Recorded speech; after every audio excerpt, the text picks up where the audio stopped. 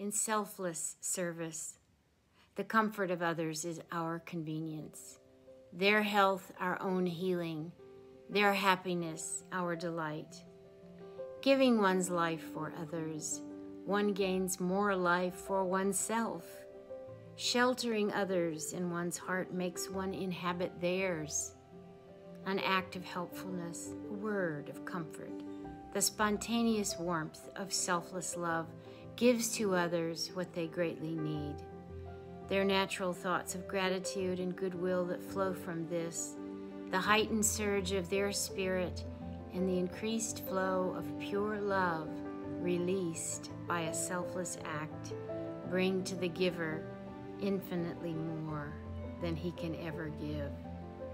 Then at last is unlocked the key to lasting happiness. The key to lasting happiness. Today is an important day because we have merged the power of academia with that which cannot quite be spelled out by any words or research paper, but so needs to be a part of what we do when we pursue higher education and mental expression in this time and place in human history. If a leopardess were to look down at us humans from the heights of trees, they are, after all, the only tree-climbing big cat. She, who also has a family and raises her young, what would pass through her mind and heart when she spots a woman or man starving and cold at a bus stop, or a single mother unable to feed her child lunch, watching as her daughter falls behind in school because unable to concentrate? We are here today to see what she sees, that leopardess watching us from the heights, because until we have that kind of consciousness, we are walking through a world numb to one another's pain. We forget that each and every person is a member of our family, and that requires us to climb down from our tree and comfort them with the resources at our disposal. Hunger affects women and single mothers most of all around the world, and today we will hear about the work of White Pony Express to eliminate hunger in California and serve as a global template for a new kind of giving. And we will also hear from a student at the University of California, Berkeley's Goldman School of Public Policy, who had the opportunity to work with White Pony Express through Women Forward International support on a report to strengthen their work and come up with models for the international community. We will have expert practitioner responses, including from the United Nations, after our graduate student presents highlights from her study, and we will use today as a springboard to finally address a basic human right for all: food security. What's love got to do with it? I now turn the floor over to Erica Brooks, Chief Growth Officer of the White Pony Express. Erica. I wanted to open and just thank everybody for the opportunity to work with Women Forward International, and then of course with Ms. Bendegard to do this impact study. Over the past 7 years, White Pony Express has had the opportunity to really build upon 3 core principles that our founder designated for us, and to see how these things not only have helped move the needle for poverty and hunger, but also have become core principles for the whole world right now as we have come into this pandemic. Our tagline, "All of us taking care of all of us," started off as something that we thought was nice to embrace and could help our county and could help, create a culture of camaraderie. And now we're seeing that as really the template for how the world is going to move forward and take care of each other at every single level. So I thought I would just open with a quick overview of who we are, how we got started, and then talk about 3 concepts that have really anchored our approach to food rescue. We've got a lot of experts on the panel. We've got a lot of people who understand the problem of food security, food insecurity. But I wanted to especially highlight the ways in which approaching service with dignity can move the needle more than anything else. So we started about 7 years ago, almost 7 years ago, when our founder, Dr. Carol Weiland Connor, was walking down the street in Walnut Creek, California, and saw food being thrown into a dumpster, and then a few feet away, somebody asking for food. And there was an immediate disconnect. I think we could all relate to that idea of, wait a minute, this poverty, the hunger, the 40 million Americans who are suffering from hunger, and then the amount of food wasted, it's not a scarcity issue, it's a distribution problem. It's a food supply problem. It's a humanity problem that is connected in many other ways. So she saw this and thought, how can we help? And of course, one of the first things to do if you want to help people is ideally to ask them how they need help. So we approached nonprofits throughout our county and said, okay, if this is the issue, if we know that there are such wonderful nonprofits doing good work, how do we help them? What do you need? And pivot from there.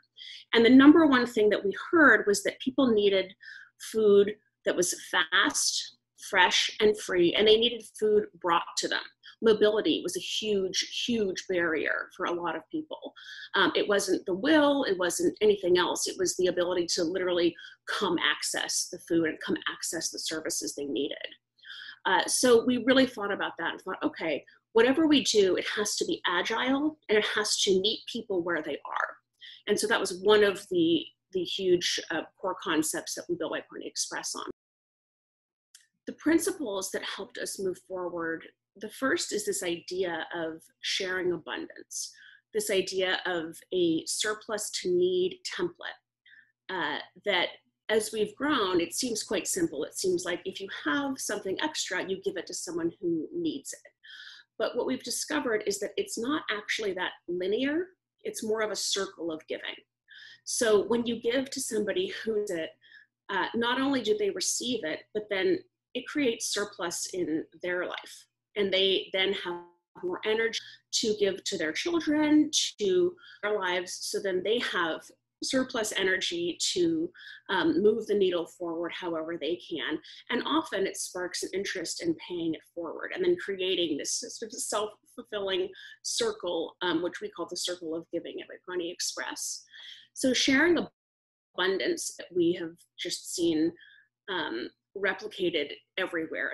And the second is harnessing the power of volunteerism. I think that we have seen people want to help. People naturally want to help their neighbor. They feel inclined to.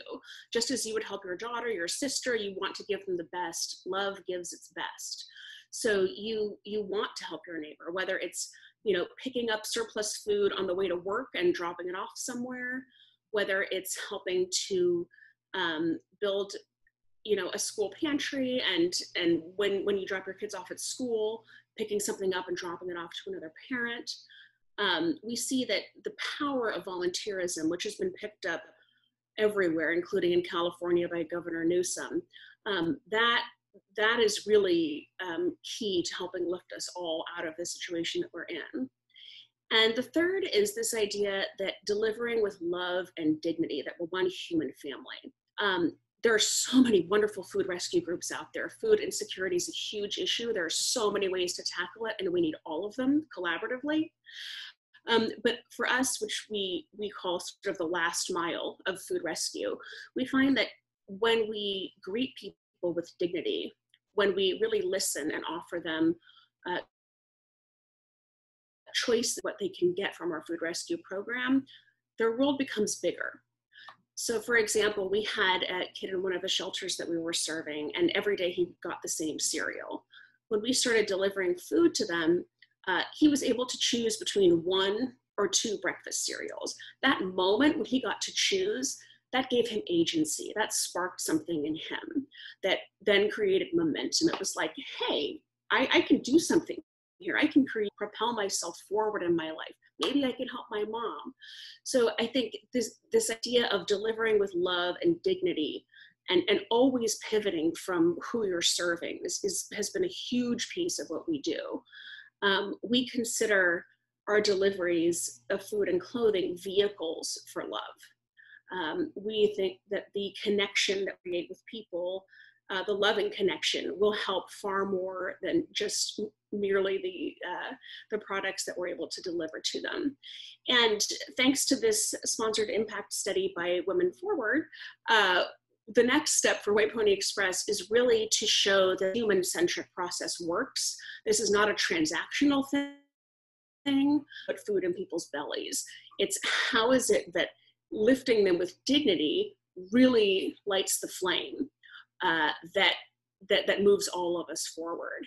And part of that is using numbers and using the data and showing how our impact can be told through the numbers.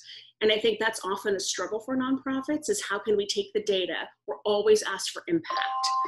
We're always asked for how can we show that this is working? So marrying the numbers we have with the beauty of the stories of the people we serve. And that's been a real gift of this impact study that Ms. Bundgaard has undertaken for us. And I just wanted to say lastly that I spoke earlier about the need for agility. And one of the beauty of food rescue programs is that this idea of picking up food and taking it immediately, it's agile. So when things happen, like the campfire happened in Butte County, which our founder, Dr. Carol O'Connor, won the AARP Andrus Award for California, because she had identified that the idea is to meet people where they are. So the idea that they are and that you're agile and you can do things, this has never been more important than right now in this current pandemic. And Ms. Bundgaard was undertaking this impact study for us. She was going to see different schools that we were serving. And about a week and a half into that project, all of the schools were shuttered due to the COVID-19 pandemic. And she picked up and said, okay, let's see how we can find the spirit of White Pony Express, all of us taking care of all of us, becoming the new reality elsewhere. And she pivoted the study to show how this kind of food rescue program can really move in a broader context of collaborators. So agility is in roots level, and it's also important at, as much as we can, at the policy level, recognizing within larger groups how we can adjust to our current circumstances. Thank you very much, Erica. I will now hear from the student who worked with the White Pony Express this semester for her capstone project at the University of California, Berkeley, Goldman School of Public Policy. Her report is entitled Mapping Food Security in America, an analysis through White Pony Express's food rescue program. Ms. Bundgaard, the floor is yours. Thanks very much, guys. Just before we start, I just feel that it wouldn't be right to start this without mentioning the current situation in the US and what's happening with the Black Lives Matter movement and the protests that we've seen in the last week, especially. You know, these things don't just come out of the blue. These are systemic issues, structural issues. And, you know, what we're seeing unfolding on the streets today very much has to do with the structural inequities that the minority groups, especially in America, but everywhere in the world, are really, you know, experiencing. So when we look at food security, we see this across the map to COVID-19 as well. The groups who feel the effects of food insecurity, the groups who feel the effects of any sort of pandemic, it's always the minorities, it's always the groups who sort of are on the fringes. So, you know, I feel very strongly about this because what we see in terms of the data coming out of food insecurity is that it's the Blacks, it's the Hispanics, it's the minority groups, and specifically it's women and children who feel the effects of food insecurity more than anybody else. So we've seen in the last few months, food security has once again come to the fore. And this is exactly when we see food insecurity being sort of publicly enunciated everywhere in times of recession, austerity, and other sort of large-scale adversities that cause system-wide shocks, which then catapult food insecurity to the surface.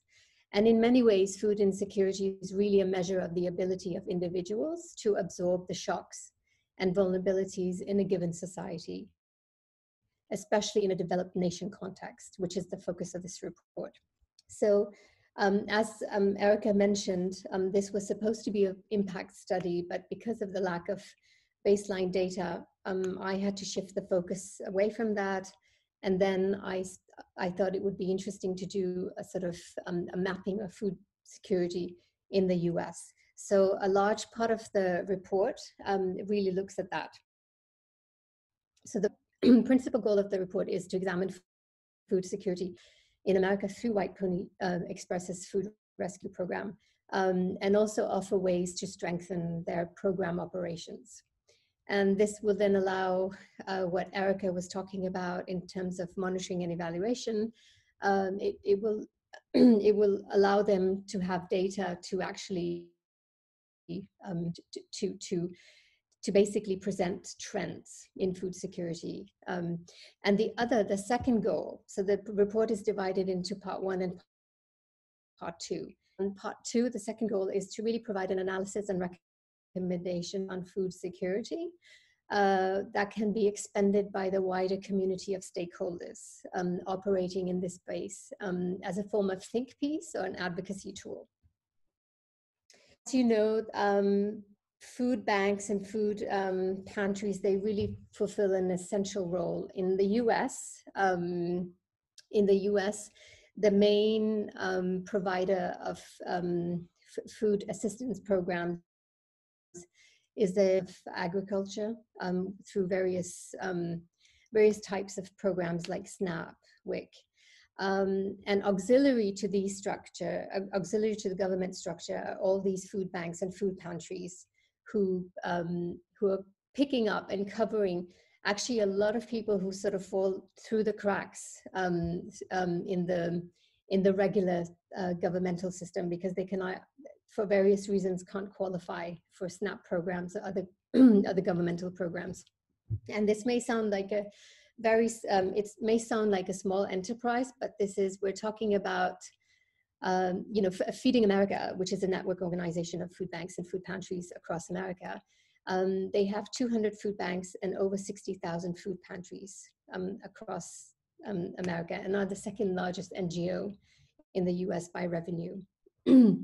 So, we're really talking about huge structures.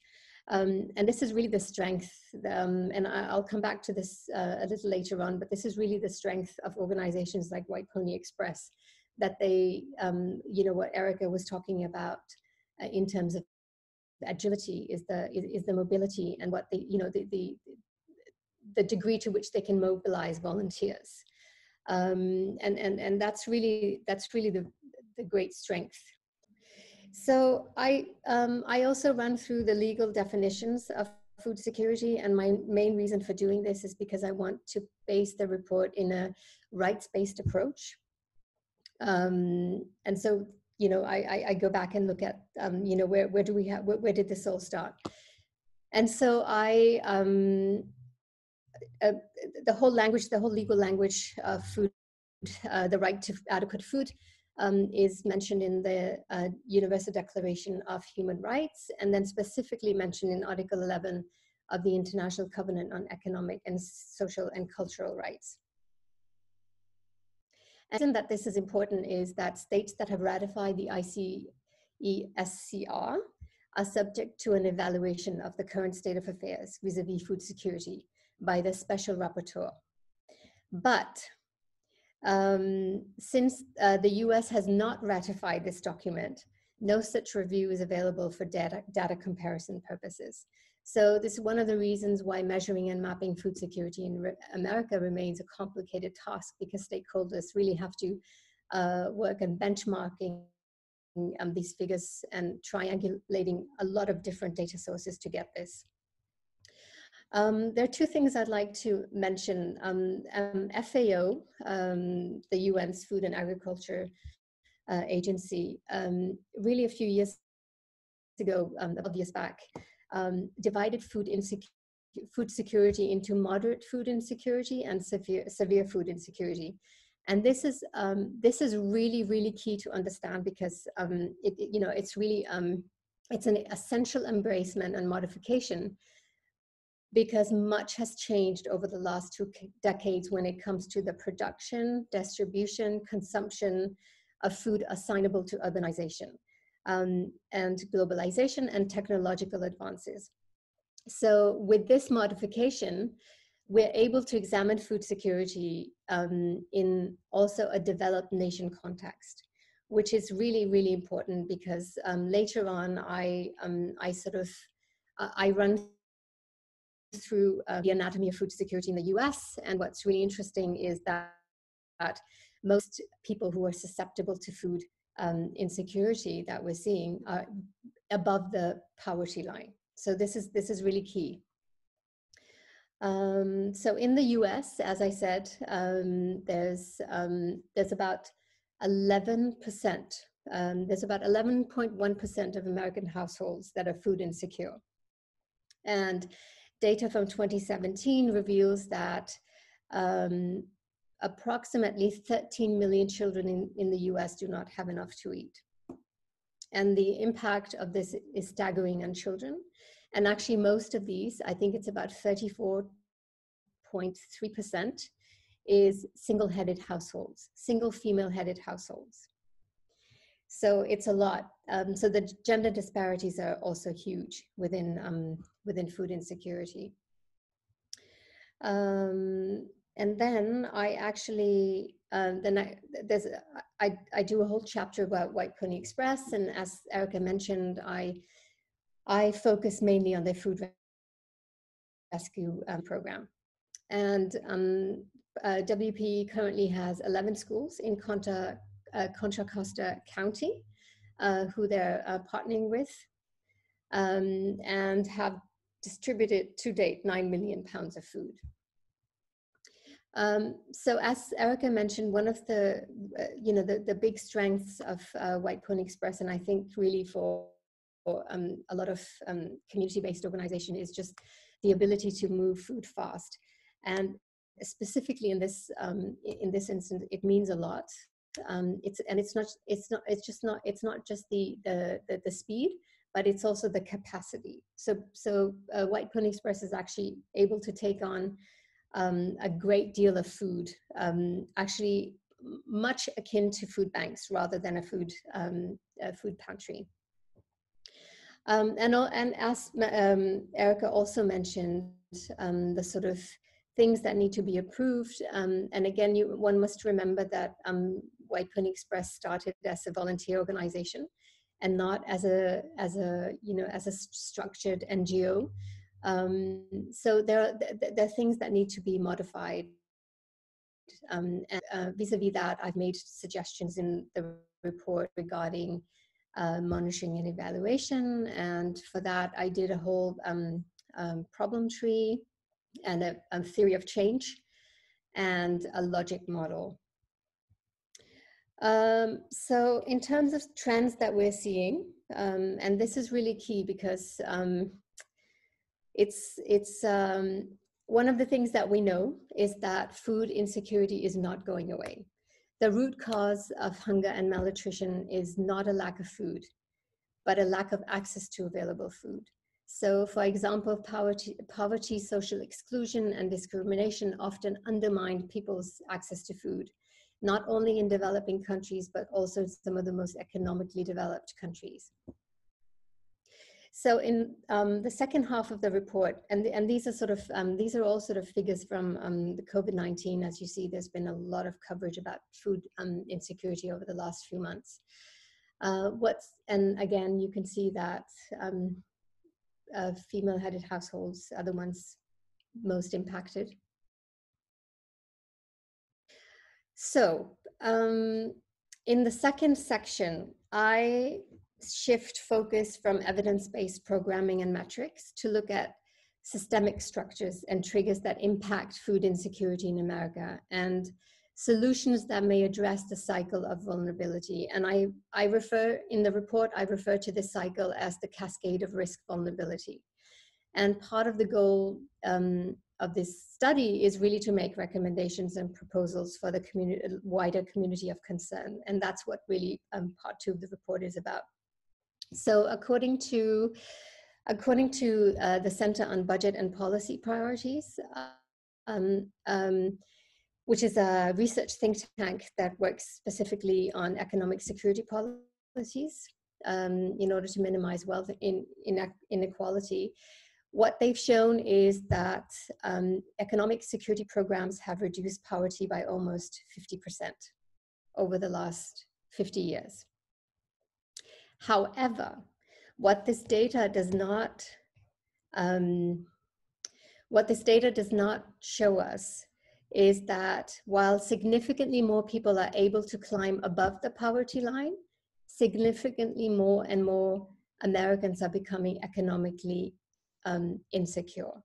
So having a job no longer guarantees economic security. And recent research has found that about 78% of Americans are living paycheck to paycheck. So the survey reveals that nearly 3 out of 4 workers have debt, whilst 1 in 4 stated that they're unable to set aside savings of any sort for the future. So this is really interesting with regards to food insecurity, because what we're seeing is that there's the income volatility is actually leading to food insecurity, and we see it clearly in the US, where people don't have a buffer. There isn't really that buffer in the form of a safety net that functions as it should, or that people have savings. So the US Senator Cory Booker said that most people are 2 flat tires away from debt. And that really very much reflects the situation for most middle income people in the US, because there is just there is no buffer. And I also show the ways in which economic security programs are not really mitigating these shocks. It's a safety net that doesn't really work, and it doesn't work uniformly. So in some states it's stronger, in other states it's almost non-existential.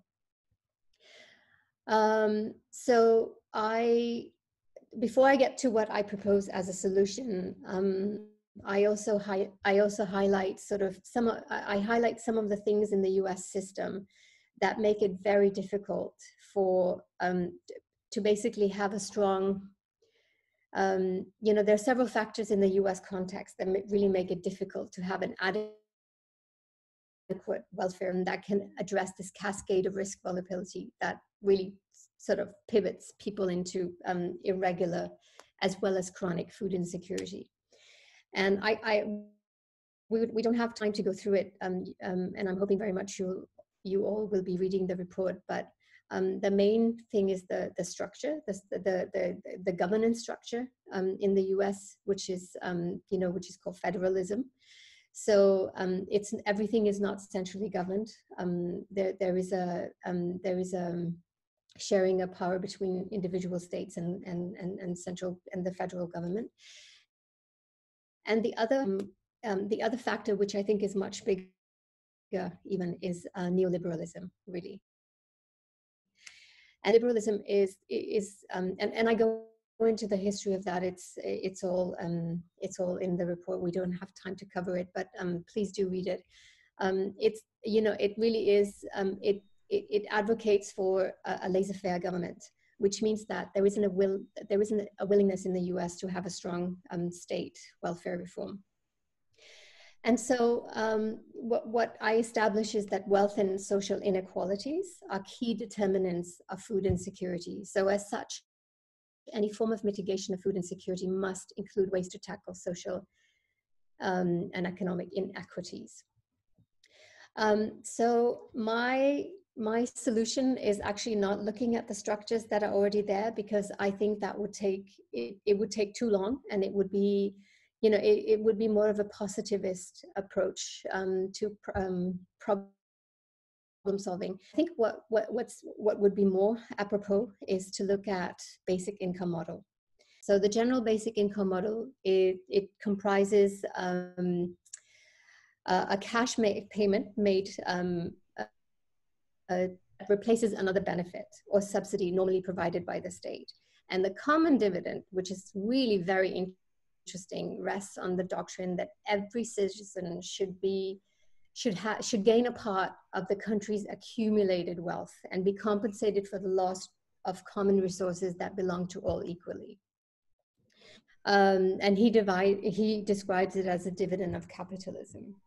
So that's really that's the second half of the report, and I think right now there is a very strong will globally, but I think even in the US, where we're seeing that post-COVID-19, the US is handing out grants that are with no strings attached. So I think now is a really good time to push for a basic income model to really deal with this cascade of vulnerability and income volatility that people are subject to, and which ultimately are leading to insecurity. Anyway, could go on for much longer, but my 10 minutes were up a while back, and I would love to have questions and discussion. Thank you very much. Thank you very much, Ms. Bundgaard. Really appreciate your very thorough report. We're going to now move to the panel. We have a panel of experts to respond to this report. The questions for the panelists are: how does this study and express benefit your work and vision? What steps are you taking as a result, possibly of study? And then do you have any questions for Ms. Bundgaard? So I'm going to move first to our first panelist is Carla Mukavi, Director of the United Nations Food and Agricultural Organization, the FAO Liaison Office in New York.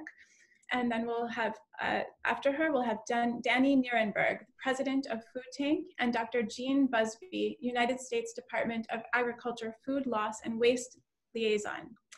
Carla Mukavi, we'd like to start with you and your responses and any questions you might, student. Thank you very much. Let me really start by thanking the organizers of this important event for the invitation, really extended to FAO, and I also really want to thank for the comprehensive report really presented that actually picks on some of the reports that the FAO, and it's really important to see that. Let me just start by saying that the world currently has the capacity to produce enough food so that every person on earth can really benefit from a nutritious diet. And actually, and this was also said by previous speakers and also by the presenter of the report, that with the population growth, increasation, climate change, the stagnation of land resources for food production, and also increasing the scarcity of water resources, and in the current context of COVID-19, a critical challenge facing our world today is really ensuring sufficient supplies of safe and nutritious food for all, and particularly the most vulnerable. FAO estimates that are likely to join the ranks of the hungry as a result of the recession by COVID-19, you also mentioned, and depending, of course, on the severity of the economic contractions, that number could even range from 14 to 80 millions in the worst case scenario. Clearly, little perspective, there is simply no room for food loss and waste. Food loss and waste is a systematic problem, and you mentioned that in the report, meaning that it really occurs at every step of the food supply chain, from production to consumption, taking place in the supermarkets, restaurants, and also homes. So let me say that from our point of view, two fundamental objectives generally underlie the need for policies for reducing food loss and improve food security and nutritious and environmental sustainability. Maybe I will just indicate that awareness must really be raised. And the report is really very strong on that. Targets must be set by countries, and the capacity must be built in order to facilitate countries to measure and take appropriate actions towards reducing food loss and waste. The development of partnerships between private and public stakeholders, both nationally and internationally, to facilitate joint investments with short and medium and long-term returns for all food systems is also critical. Really, by preventing food loss and waste, we can save nutritious food for redistribution to those in need. This is true. Avoid pressure on scarce natural resources, and also help mitigate climate change and save money for farmers, companies, and households. Let me stop here and saying that, of course, women are really part of to this global issue. Thank you. Thank you very much, Carla Mukavu and FAO Liaison Office in New York. And I'd like to turn the floor over to Danny Nirenberg, the president of Food Tank. Thank you so much for having me. It's an honor to be among all of these great presenters. And I want to congratulate Ms. Bundegard for putting together such a comprehensive report, and Pony Express for the inquiry they do to nourish those in need, especially during this very, very critical time in human history. The organization I co-founded, Food Tank, is really devoted to telling stories of hope and success in the food system. And a lot of what we've done, both internationally and domestically, is focus on this issue of food loss and food. The study really reinforces a lot of what Food Tank has highlighted, including, that what our FAOs have enough food to feed everyone who's alive today, and probably up to 2 billion more.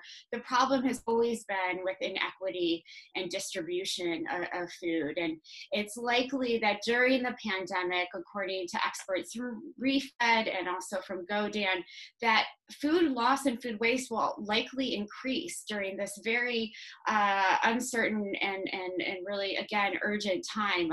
In the US alone, the food waste ratio could rise from 30% to 40%. So the pandemic has obviously, created a shock to our food system and our food distribution system. But one thing that really struck me about this report, and maybe if the last week hadn't happened report a lot differently, but the protests and uprisings that we've seen over the last week show, and the report highlights this, how economic inequality and the devaluation of work and labor are really contributing to not only food insecurity, but a lack of just sort of safety for folks. Everyone feels very uncertain and unsafe because of police brutality and a poor economic system that lacks safety net. Essential workers, who we've heard so much about during the pandemic, are continue to be paid very little, and in fact, hazard pay has been removed for many of those who are considered so important and essential during this time. Before this, they were considered, to be honest, expendable, whether we're talking about farmers, grocery store clerks, truck drivers, the people who stock shelves, etc. And they're putting their lives at risk to not only feed us all, but to make sure that they can keep food on their own tables. Because of organizations like White Pony Express, they're able to get the food they need, but we need better policies, better federal policies that make sure people are taken care of, that they have those safety nets that are so lacking right now. There's a really vicious cycle of poverty in the United States that this report calls out, and the call for basic income is one solution to that problem. But again, we also need to confront systemic racism and inequality that is literally a pandemic in this. We won't be able to address food loss and food waste, food insecurity, diet-related diseases, climate change, and other global shocks like COVID-19 or any other pressing environmental and social challenge until we address poverty, racism, misogyny, and inequality in this country. And I want to, again, congratulate the author for really making sure that those were an important part of this. I know that what White Pony Express does is nourishing people with love, and that's so important at this time when we see so much hatred and so many calls for violence from political leaders. So very impressed by White Pony Express, the Food Recovery Network, and other organizations that really work hard during this very urgent time. One of my questions for the author is, I'm wondering, you know, there is all this great data collected and all of these statistics, and data is such an important part of the equation to solving the issue of food loss and waste and making sure that food distribution gets people who are most in need. But I'm wondering about the storytelling aspect of this report, and if you were asked by a reporter to sort of, give a snapshot of it, what would you say? That's a great question, Danny. I want to save that, Sadia, Ms. Bundgaard, if you'll to capture that question, record it, and we can have it for the end of our panel. Sure. Then let's move on to our third panelist. We'd like to hear from our third panelist, who is Dr. Jean Busby, United States Department of Agriculture Food Loss and Waste Liaison. Dr. Busby, yours. Thank you. Hello. I would like to start by thanking the organizers of the event and Ms. Bundgaard's report and the work of White Pony Express emphasized to me the importance of the 6 food waste priority areas and on reducing food waste initiative by 3 federal agencies in the U.S. government: the Department of Agriculture, the Environmental Protection Agency, and the Food Administration. Here I'll have time just to focus on mention 2 of those priority areas.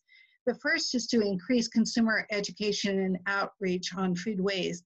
Households are a major source of food waste. According to USDA, 21% of the food available for consumption in the US goes uneaten at the consumer level.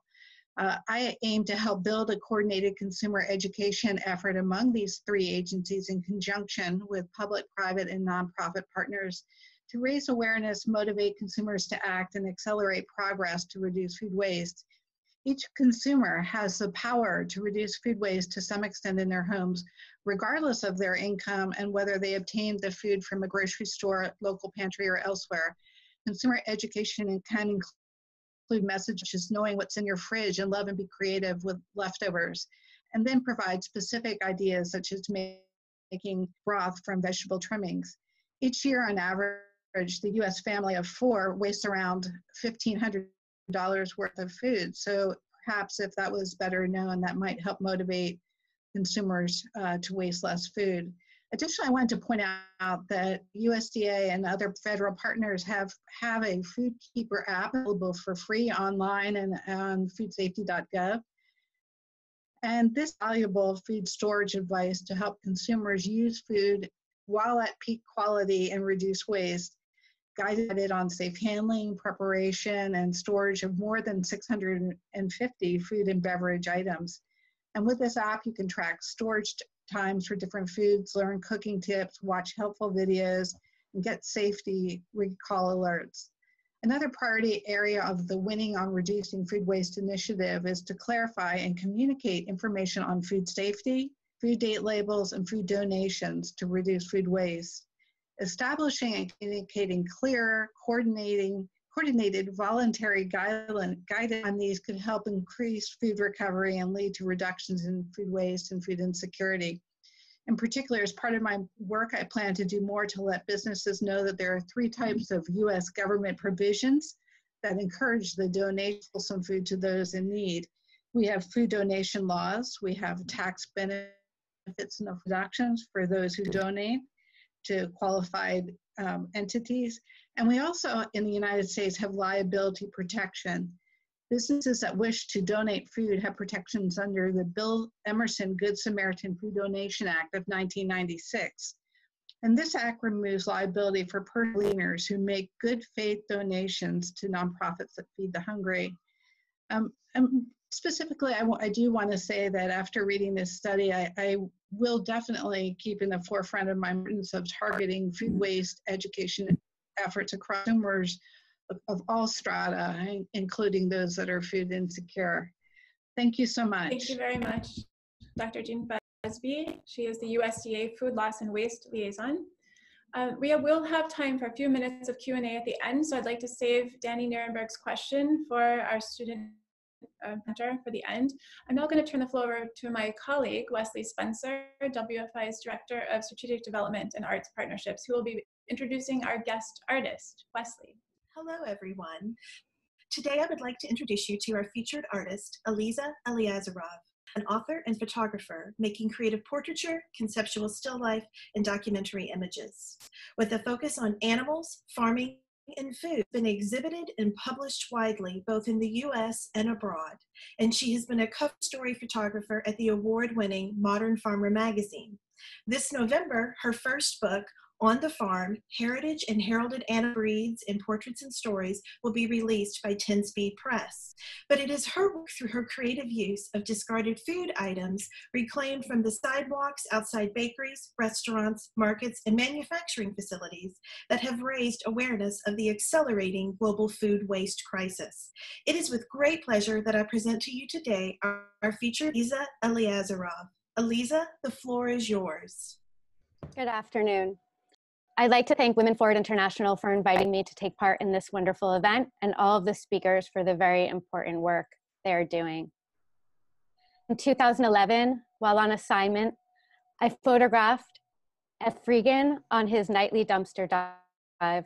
I documented him as he rescued pounds of food and laid the bounty out on a cloth on the New York City sidewalk for all to see.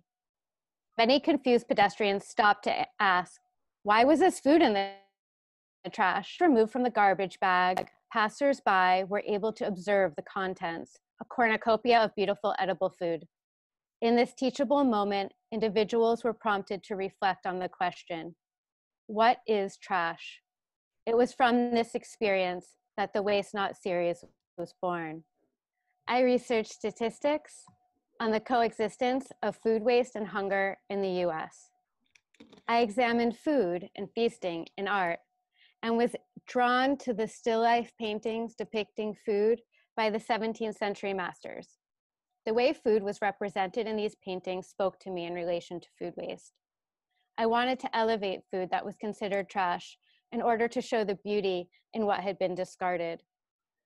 All of the food in this photo was found outside of Union Market in the Park Slope neighborhood of Brooklyn. After making the photographs, I ate the food. Using the New York City Freegan directory, I began diving at various locations around the city and bringing the food home where I created a still life to photograph. The juices and smoothies in these glasses were from a dumpster behind a distribution facility that was filled with not yet expired bottles. Confusion around sell by, best by, and use by dates leads to a huge amount of food waste. All food in this photo was found outside of bakeries and markets in Cobble Hill, Brooklyn. Like most Freegans, I arrived soon after the stores closed. Many times, employees who were not able to take the food would encourage me to take the food and assure me that it was good. I arrived at night and then shoot the next day. Here are oyster shells rescued by Maison Premier, a restaurant in Williamsburg, Brooklyn. They were later picked up by an organization that uses those shells to regrow oyster beds in the New York Harbor and teach kids how to oyster farm. This sorbet was on top of a mountain of still frozen and not yet expired pints in front of the Key Food supermarket in Greenpoint, Brooklyn. Tomatoes rescued from the Garden of Eden market on 116th Street in Manhattan. I purposely left the produce sticker on the tomato to indicate that it had once been merchandise. As the project grew, I began exploring other aspects of the food rescue movement, like Chef Dan Barber's Wasted pop-up that focused on collaborating with local farmers, restaurants, and retail in order to reconceive waste that occurs at every link in the food chain. Here are egg yolks rescued from the oviducts of culled layer hens. They were shaved over a stew of kale ribs and pock-marked potatoes, an imperfect carrot, and strict cosmetic standards from large grocers lead to over a quarter of produce to be wasted before it reaches the shelves. The imperfect produce movement aims to get both retailers and consumers to reconsider these standards. A cantaloupe rescued by City Harvest and given to New Yorkers in need at one of their mobile markets. City Harvest is a New York City-based food rescue organization working to redistribute about 55 million pounds of excess healthy food to more than 1 million New Yorkers every year. Finding ways to effectively redistribute surplus produce and goods is one of the largest obstacles in the fight against food waste. And even after the usable parts have been eaten, food scraps can be composted for fertilizer. Composting organic matter and keeping it out of landfills reduces harmful methane gas emissions that contribute to climate change. This was my compost. Thank you. Thank you very much, Eliezer. We're now going to open the floor to our second panel discussion and then open it to the audience. So audience members out there, if you could see at the bottom of your screen, the Q&A box, you can begin typing in questions that you may have for panelists or for our student or for the artist. I'm going to turn the floor over to two more expert practitioners. Is Wendy Rain, Chief of Staff of the World Food Program USA. Second, Patrick Holden, Founder and Chief Executive of Sustainable Food Trust. Wendy Rain, let us begin with you. Your reaction, how does this study and the work of White Pony Express benefit your work and vision? What steps might you be taking as a result of reading the study? And do you have any questions for Ms. Bundgaard?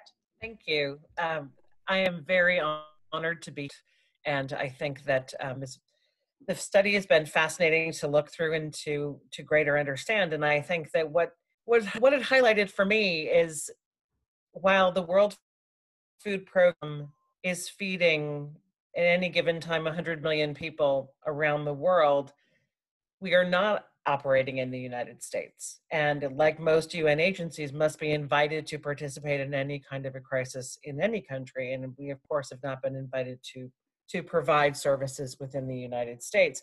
But the trends are very similar. Women eat least and they eat last in any food crisis. This is not an issue of supply. It is certainly an issue of logistics and making sure people are able to receive food and are able to secure food.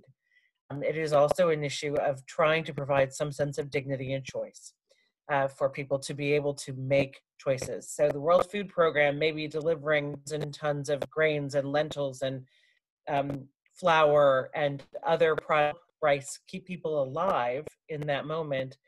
More and more, what we would like to be able to do is also provide cash transfers and opportunities for people to have cards so that they can actually choose the items and have a sense of agency, and to be able to support local food producers in a way that is more sustainable and creates a different kind of an economy. And again, supporting women bring food to market and to go beyond just subsistence, and to be able to provide that sense of dignity and economic development for women. So I think a lot of those, both the human rights aspect of the report, but on providing aid, providing a way to empower and further to empower women as they are in locations. We're seeing right now, I would say, a perfect storm of three different issues that are increasing food insecurity around the world, and that is, of course, COVID. There are estimates from the World Food Program and partner agencies within the United Nations that say we're looking at 200 around the world who will be significantly food insecure because of COVID. And we're also seeing that in some places, Eastern Africa as an example, 40 million people will be newly food insecure because of the impact and honestly, the trade impacts of COVID, not being able to cross national boundaries, not being able to have trucks be able to transfer food and to move across freely through in countries because of travel restrictions and trade restrictions related to COVID is going to create whole millions of people who are going to be new food insecure. And that's a political issue that the UN and of course the program continues to work on. I would also say that we're looking at conflict as an ongoing issue to create and to further exacerbate food insecurity, specifically for women and children all around the world. And then of course the impacts of climate change and creating both floods and droughts that are taking people that could use subsistence farming before this, who are now not able to produce enough even to provide for their own families. So while some of those impacts are a little different in the United States, I do think that overall they're going to be very similar. And it's something that we need to be able to look at both from a policy perspective, but also a human rights perspective in both the US and abroad. Thank you very much, Wendy, Chief of Staff, World Food Program USA. Now, let us hear from Patrick Holden, Founder and Chief Executive of the Sustainable Food Trust. Well, thank you very much for inviting me. I'm particularly honored to come from the United Kingdom and also to be male and still have been asked to be a discussant in this session. Many really important points have already been made, and amongst them, it seems to me that it emerges that food insecurity, even I would say, well, certainly food inequality, but even food aid, maybe are all symptoms of a political failure, a societal failure, because it ought to be the right of every citizen on the planet to have access to high quality, nutritious food. And of course, that isn't happening, as has been well described. And I can see there is a case for safety nets and buffers to prevent this situation from being any longer than is absolutely necessary. But I also think there is another systemic failure, which is that our current food systems are not really serving the interests of the people or our planet. They need to be producing enough food, as has been said in the discussion, but they're doing so at the expense of the environment, of climate change, of biodiversity loss, of growing food insecurity, which has been highlighted by COVID.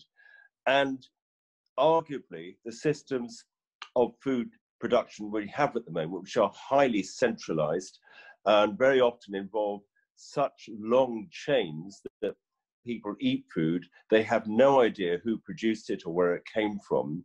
This adds, I think, to the disconnect, which goes right to the heart of our current food system.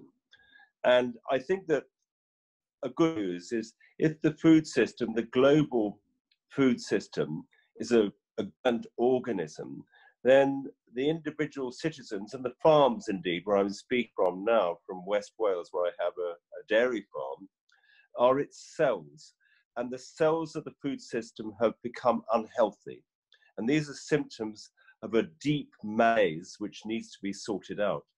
And I feel discussion is of vital importance at the present time, because the COVID emergency has really highlighted not only the depth of the problems we're facing, but also the need and the opportunity for action. And I would like to end on an international trade point, if I may. As you know, in my view, very unfortunately, the United Kingdom decided to exit from the European Union, which will give rise very shortly to trade negotiations between the United States and the United Kingdom. And I've had the privilege of meeting the woman who will be representing us in these negotiations at the American Embassy in London.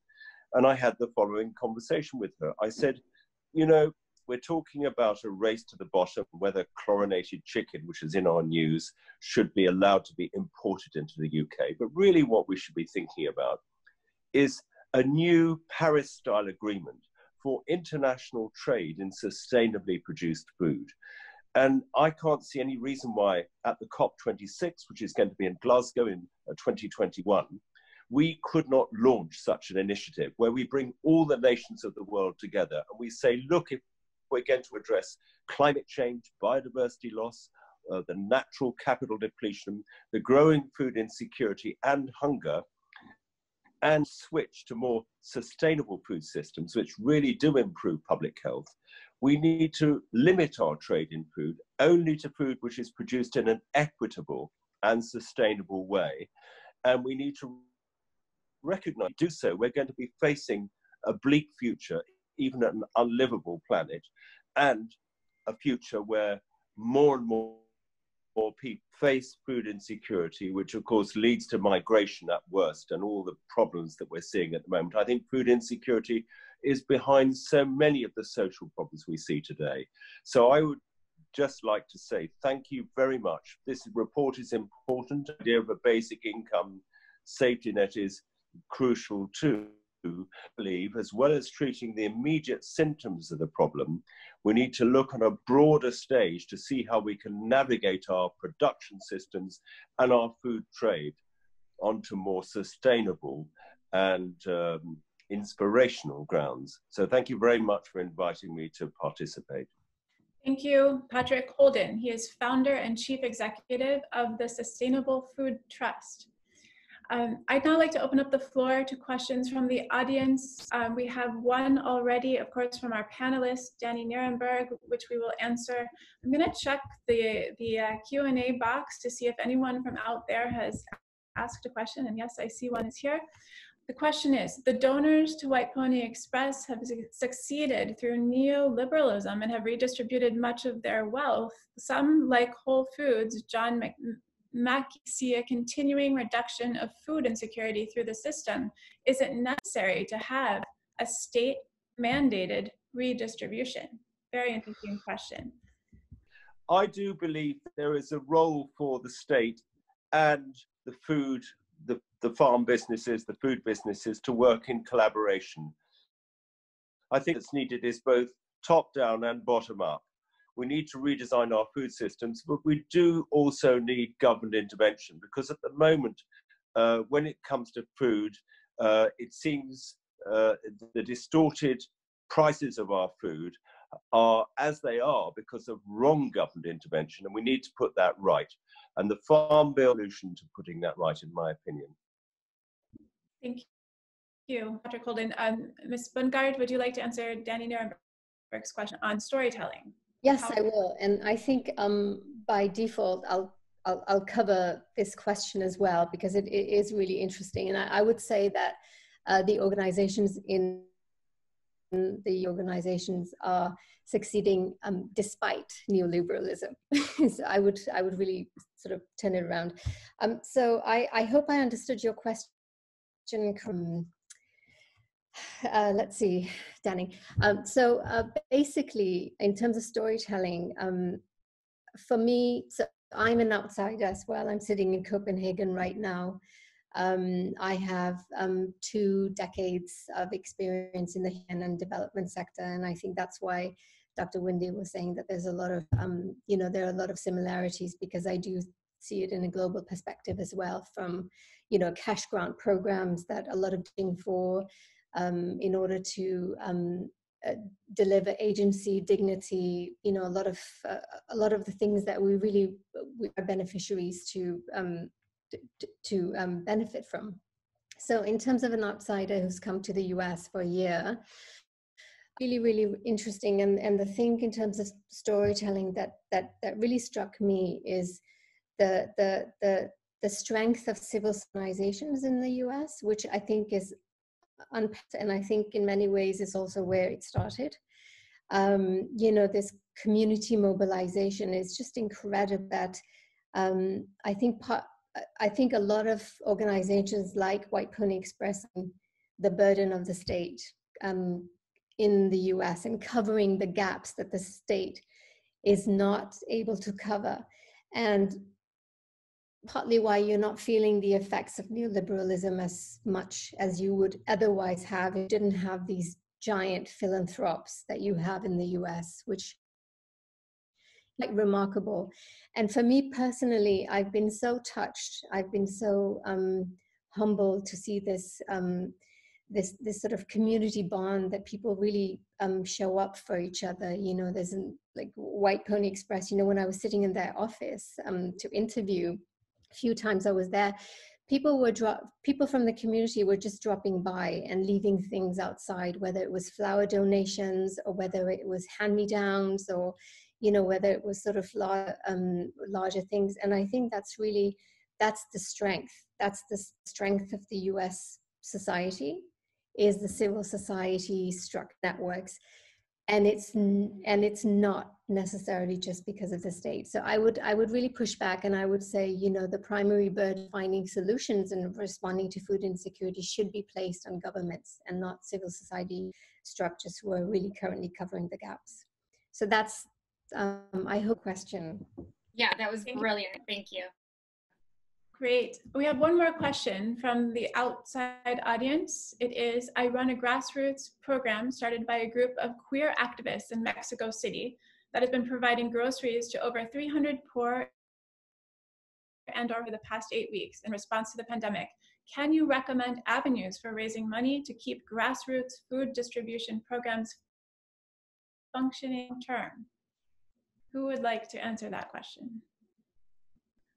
I can definitely help with that. I hope. I think part of what we experienced at White Pony Express is this idea of this circle of giving, where that everybody has a piece. You have surplus energy, whether your friend knows somebody who's an accountant.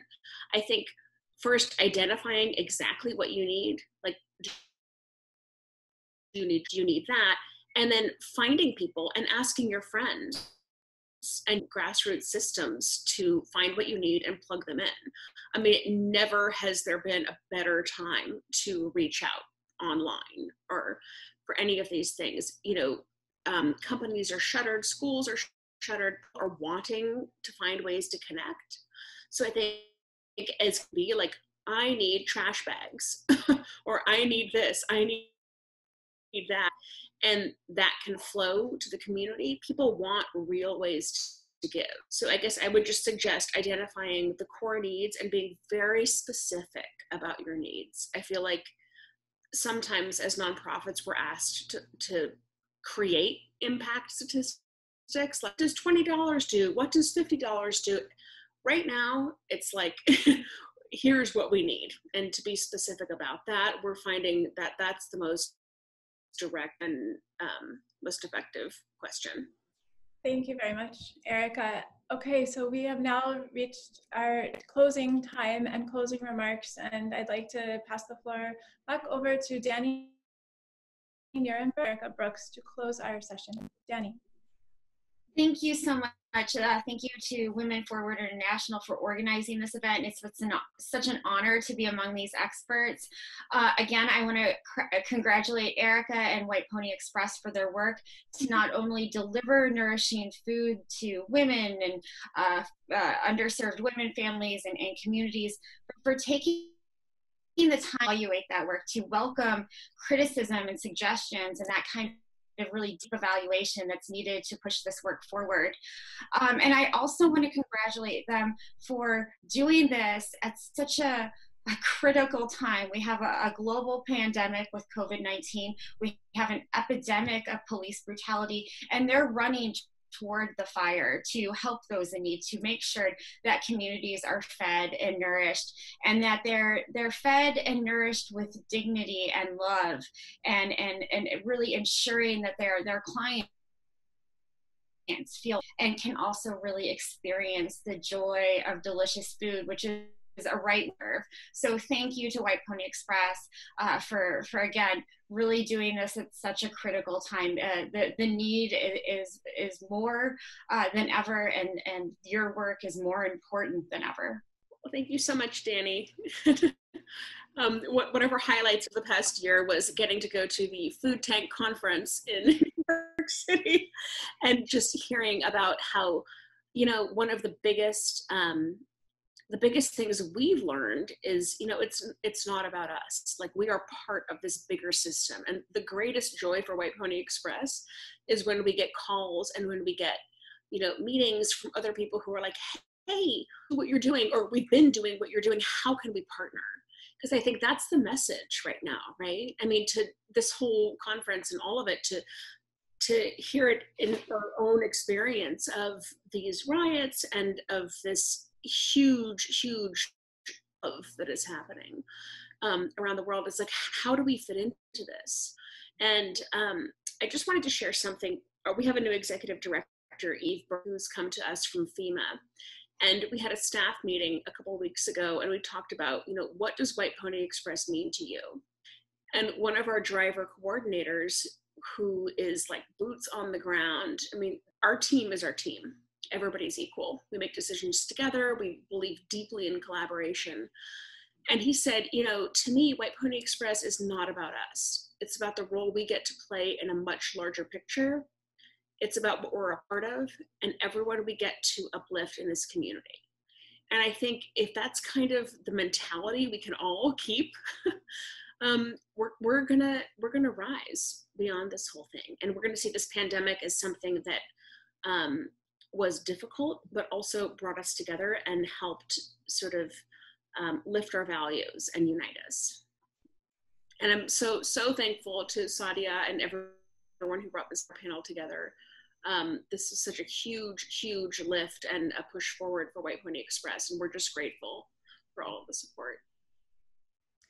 Thank you. Thank you, Erica and Danny. Thank you to everyone for participating in today's event, which signifies much more than a study that will sit on a shelf and get dusty, but rather one that will stir our hearts and compel us to action that results in a burst of the most powerful force in the universe and the only real solution to human difficulties, according to the leopardess watching us from the trees, love itself.